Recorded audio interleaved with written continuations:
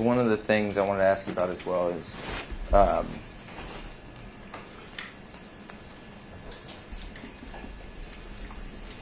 what was Mr. Ellis saying, if anything, at this point?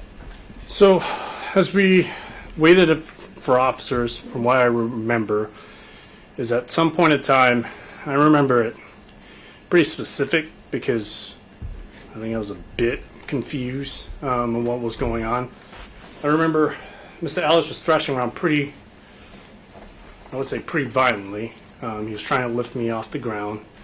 And then I remember looking down at him, and he turned his head to his left, and he said, "I can't breathe," but in a very calm, like everyday kind of conversation voice. Okay. And what did you do in reaction to that? Well, when you first said that, I didn't really know who it was coming from, because till that time, the only thing I've heard Mr. Ellis say was absolutely nothing. All I heard him do or I guess say is make, and I think the way I describe it is like animalistic noises, like just grunting a lot. And that to me sounded like just a lot of that since the time I got there. And was he doing that even while afterwards, like after hobbles were put on? Yes, he continued to do that for quite a while. Okay. And so what did you do in response to hearing Mr. Ellis say, "I can't breathe"? Yeah, so when he said "I can't breathe" the first time, I think in my head, the first thing I was a bit confused. I think in my head, I didn't say it out loud, but I was just thinking, who said it and what is happening kind of deal. And then he said it again, and that's when I noticed it was actually Mr. Ellis that said it. And the only response at that point in time that I can think of is, if you can talk to me, you can breathe, but if you stop struggling and you calm down, I'll relieve some pressure off of you. And did you go to do that? He did. I tried. Okay. And what was his reaction to you doing that? So after he said that, he just got kind of quiet. His head still was facing like to the left of his body. I moved my right knee from the middle of his upper back towards his right shoulder. I think my knee just touched his right shoulder before I started thrashing around all over again, and I had to reposition myself back to the original position where I had the center line of his body. What do you remember happening when you moved him back into the recovery position?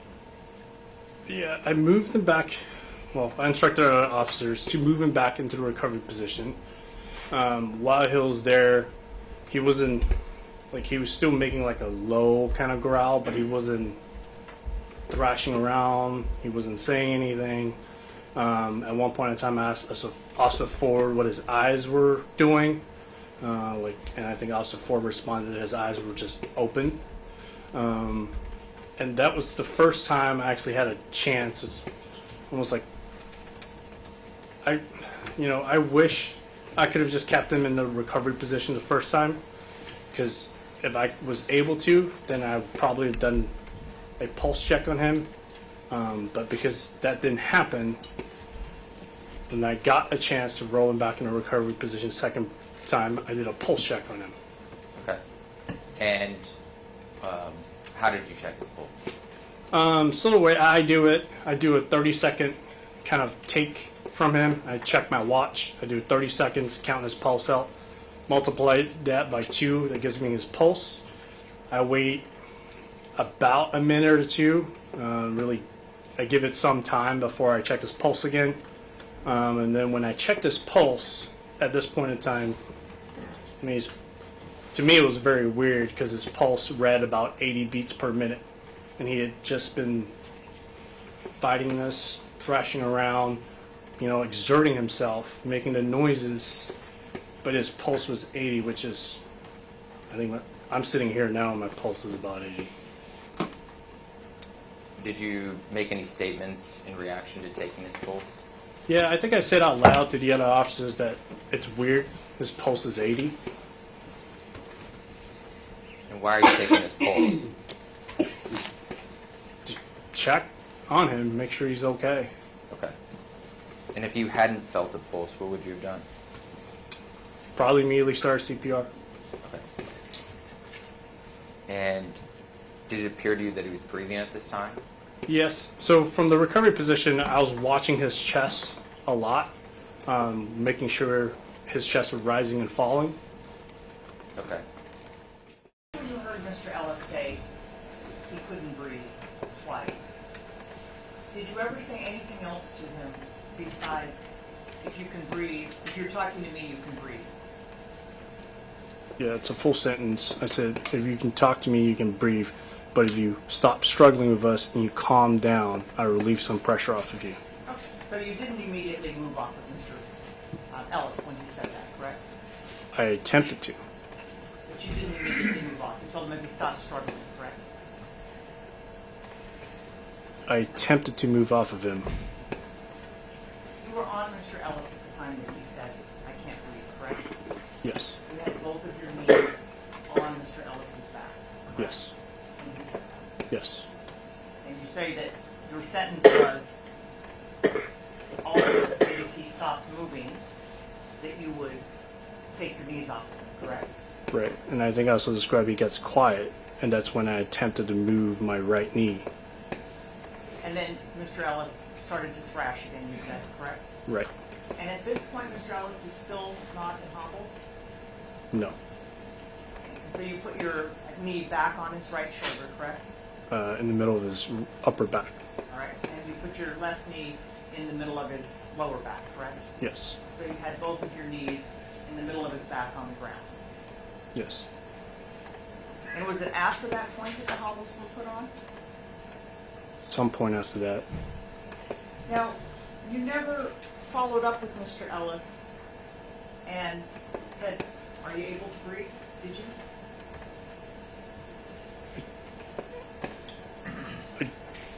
No. I mean, I watched his chest rise and fall. But you never asked him, are you okay? Are you able to breathe? I think Mr. Ellis wasn't talking to anyone. But did you ask him, officer? I did not. And you never told Sergeant Lim that Mr. Ellis had said he couldn't breathe, did you? I did not. And you didn't tell any of the other officers who arrived that Mr. Ellis had told you twice that he couldn't breathe, did you? I did not. And you never told fire when they arrived that Mr. Ellis had told you twice that he couldn't breathe, did you? I did not. I was just busy trying to help fire. You would agree it's important for fire to know if Mr. Ellis couldn't breathe, right? I think hindsight 2020, I think I would agree with that statement. You would agree that fire needs to understand what the situation is so that they can appropriately treat him, correct? I think, according to Lieutenant Wilson's testimony, they started bagging him pretty quick when he got there. So are you saying you didn't think you needed to tell him about Mr. Ellis saying he couldn't breathe? And if he's, I think in my mind, if he's getting air and he's getting bagged, I think if I just told him at that point in time that he stated previously that he can't breathe, I don't really know what it would have changed. So you didn't think it was an important enough fact to tell them that Mr. Ellis had said he couldn't breathe?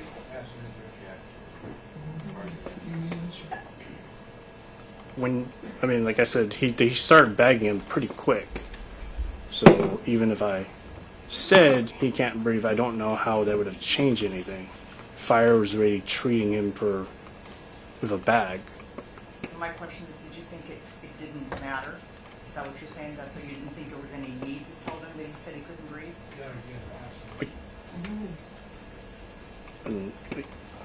I guess. I mean, I don't know.